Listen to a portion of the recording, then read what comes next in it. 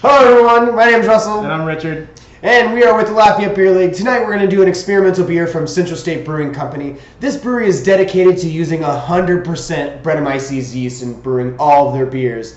They aim to kind of contribute to the innovation and knowledge sharing of the craft beer industry, and they are all about experimentation, collaboration, and artisanal gypsy brewing. I'm not quite sure what that is, but well, I feel like it's kind of like how brewers are going across the country and kind of like just doing the thing.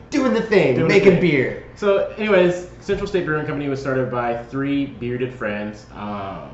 They started in 2014. Josh Hambright is their head brewer, and also if you like tacos, he does too, so you can find him on Taco Tuesdays at his favorite taco place. Taco Aficionado. Taco Aficionado. Chris Bly is a brewer as well, but he's more like their wild card. He comes up with the off-the-wall ideas, which is probably where they came up with a French or a Farmhouse India Pale Ale. Maybe, but we can't confirm nor deny that. Finally, there's Jake Cohenman, and he is the president and their kind of dad voice business mind. He kind of makes the things happen. But they are all really excited about making creative and funky beers. Yeah, but tonight we're gonna be drinking their Unigov. It's a very exciting farmhouse IPA. Yeah, that's right. So this beer is definitely proof of how experimental these guys can be, especially with the fact that it is a farmhouse IPA, which doesn't have any kind of like guidelines or anything really at all. It's just they took a farmhouse ale and they're like, hey, we're gonna make it an IPA too. So that's what they did. Yeah, so they've loaded this up with oats, Belgian malts, Indiana Pilsner malts.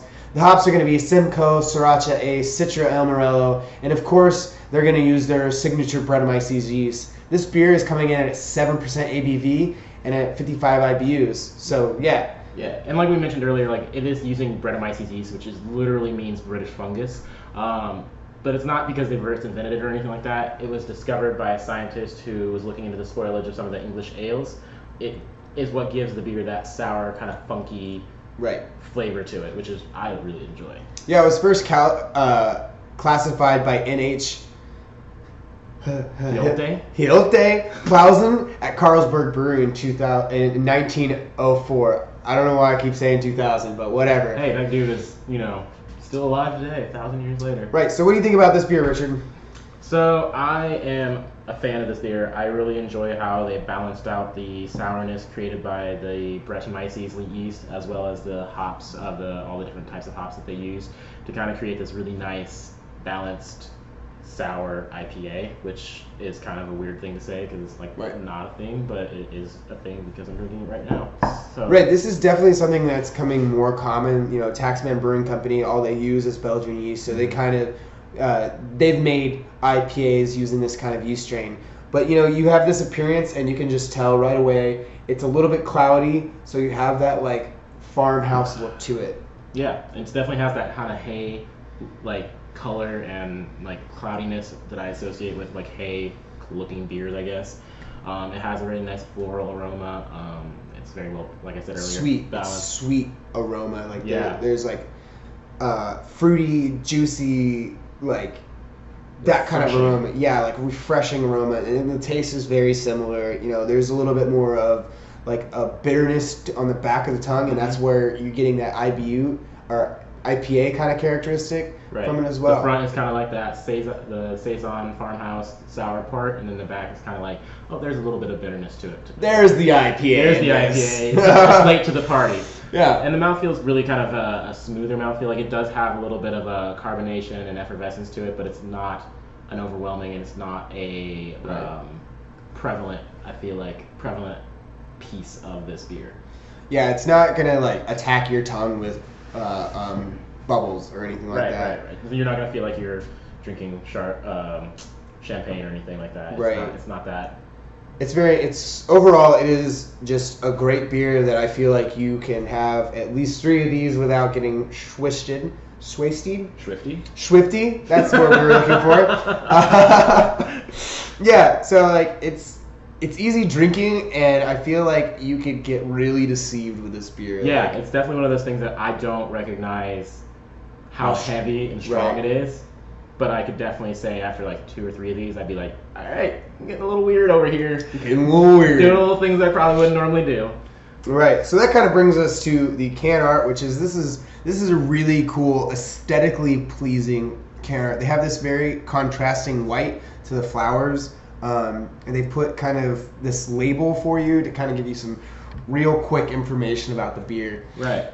It's kind of stamped on there too. Like it's not like a Yeah. They didn't like handwrite it. Like there's a lot of places that kind of like try to work it into like a storyline or like just kind of list it somewhere else. But they kind of just wanted it to be like a stamp on the can. It's like, yep, this is what this beer's about. This is what we're about. Right there, plain and simple. Says it's crafted in Indianapolis, Indiana. Who's your state? Whoop whoop. Crossroads of America. Right. I really like the fact that they have the flowers. It's almost like as you kind of like move it around, it changes like color. A color change, but it really isn't. Like there's just the two colors and it's just gradated. Yeah. Yeah. It's very cool. I think it's a very more like a watercolor paint kind of scheme. I really appreciate it a lot. It's simple, but it's really aesthetically pleasing and beautiful as well. And it's one of those things that I really appreciate as far as my aesthetics as well. It's just like, I'm definitely going to peel this can art off one of the cans and put it on my computer because I really enjoy it. That's kind of like your new thing. Yeah, well, yeah, that thing. Yeah. Yeah, you're going to collect the stickers. Yeah. Something they kind of put on this that I think is cool is on the back they have like a little corn, and then they have the palm tree, and it says a Midwest exotic, and this is definitely an exotic beer style it is, to be tried. For sure, absolutely. Which kind of brings us towards our ratings. Rate Beer gave this a 3.33 out of 5 with only 3 ratings. Beer Advocate a 3.7 out of 5 with only 2 ratings, and then Untappd a 3.61 out of 5 with 570 ratings. I think that's 571 ratings. I think that's just because of how new it is. Like obviously, there's only 3 and 2 ratings on like the 2 other sites, and Untappd with generally the largest usage of any of the rating sites. We generally see it in the thousands, but now we're seeing it as 571. So not a lot of people have actually got an opportunity to try this beer. Right. But it is available, and you should definitely go out and try it and get it on Untappd. You know. Absolutely. I personally think it's about a 3.75. I think it's a really good beer. They did a really good job as far as balancing the IPA and the farmhouse ale as 2 distinct beer styles and trying to make them and marry them into one can. I think they did a really good job of that. I enjoy the sourness. I enjoy the IPA bitterness of this. Overall, I think this was a pretty good beer. Man, I think I just got some of that like barrel aged flavor in there. Yeah.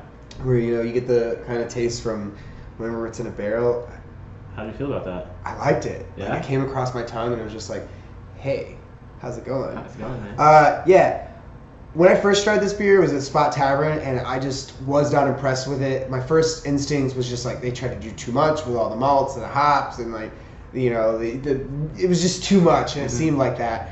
And now that I'm giving it a second chance and trying it again, I disagree with my initial like thoughts about it. Because I remember when we picked this can up, you're like, this is not a beer that I'm really interested in. Like, I'm going to do this because I want to bring notice to all these beers. I thought it was an interesting beer. Yeah, a very interesting beer, but it wasn't like, your go-to beer. You were probably not going to go buy it at a bar, Right. But now, after trying it again, I'm going to have to, like, do a 180, and I'm going to give this beer a 3.9 because I think, one, they've set out... Yeah. You've ever done. Yeah, they've set out to make a very unique and an interesting beer style, and they've done that. They've added a lot of combinations. They've created this beer that's not even a beer, and it's just awesome. And I just appreciate that so much. So that's the 3.9. So that gives us an average of 3.66, which is again super close to Untappd. Untappd is that place you want to go for your beer rating needs because they have the largest usage and they're going to probably have the most accurate rating for the beer that you're trying to find. Absolutely. So, do you have any more thoughts about this? No, I think this is I think we pretty much covered it. I really enjoy this beer. Go out, buy it. Yeah. With that, thank you so much for watching. Please like, subscribe. All the things that you do to show love and support that we're trying to build this community and help you explore beer. So we are the Lafayette Beer League. Have a wonderful day. Yeah. Keep exploring beer.